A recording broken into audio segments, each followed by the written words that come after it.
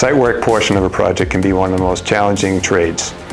It comes with many unknowns that can impact cost, schedule, and also presents a lot of risk for the client, and ultimately limits the ability to get the project out of the ground. So let's dig a little deeper into the site work portion. I'm Tim Callahan, Vice President, Callahan Inc. Bob Sanda, Vice President of Engineering and Site Work for Callahan. So early on in the pre-construction phase, we look at a multitude of issues associated with the site work. These challenges or these issues typically include contaminated soil, unsuitable soils. A job could need ground improvements, could need deep foundations, there could be ledge on site, could be groundwater issues, supportive excavation needs. All those things we take into account early on in the construction phase. This early work that happens in pre-con sets up the site contractor for success. When the boots hit the ground, before a shovel goes in the ground, we know what to expect when we hit the job. We're there ready for the deep excavations, dewatering, contaminated soils, all the things Bob just spoke to. We're prepared and there's no surprises. So one of the items that we do during the pre-construction phase is we run our own cut and fill analysis using our own software. So we'll work with the client's site engineer as well as the client's geotechnical engineer to make sure that we're accounting for all the subsurface condition constraints.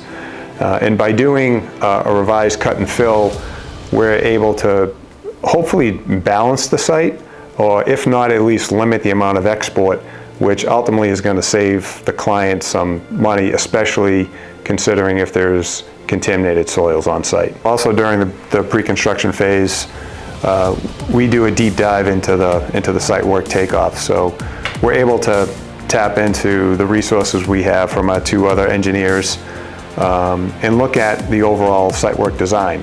And there may be some other VE ideas from a site engineering standpoint that may be able to lower the construction costs. Being able to self-perform the site work is a big benefit. We come onto the job with the knowledge that Bob has provided, him and his team have provided us with, and we're ready to go. This also is a cost savings to the owner because there's no delays in schedule. Yeah, having CalSite on the job is a benefit because we have a motto: we will never fall down on the job. We will never be the cause of lost time on the schedule. We will do whatever it takes to keep that job on track and on budget. During the pre-construction phase, as we're looking at a job, I coordinate with Tim and we try to identify what's the right fit, if that project is a right fit for CalSite. And they're not always the right fit, or they're not always in our warehouse, or it may not be the right timing for us. But ultimately, we're going to bid out every project, and we're going to bid it just like any other site subcontractor.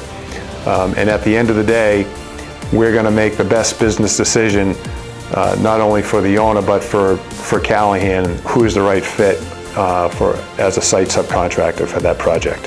Yeah, CalSite has been around for about 70 years, since the inception of Cal Inc. Over the years, we've provided a great resource to our customers. Our ability to self-perform sets us aside from other general contractors. Ultimately, we go after as many jobs as we can, but we don't always get them. We're always competitively bidding against other site contractors. We currently self-perform about 20% of our projects. As the project kind of transitions to the construction phase, whether CalSite self-performs the job or not, you're still getting our site pre-construction services, and we help inform our construction team, our project managers, PXs, superintendents, of everything that happened during that pre-construction process. And that helps to make a smooth transition from the pre-construction side of the project to the construction side of the project. And it's even more of a benefit to the client, again, if CalSite's able to do the work, because again, we have that in-house capability.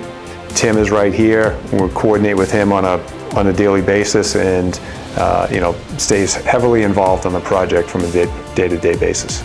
Yeah, even if CalSite's not performing the job, all of that legwork that Bob and his team has done in pre-con is fed into the site contractor that does end up ultimately doing the job. As we run through the pre-construction process, and if we decide that CalSite is not the right fit for the team, part of what we do on the site work pre-construction side is because we've already gone through and we've de-scoped the job, we've identified all the scope gaps, we're preparing the site scope of work, we're preparing the Exhibit B, we're buying out the site subcontractor. So when it does come time to start the job, we're able to get that site subcontractor signed up and hit the job running.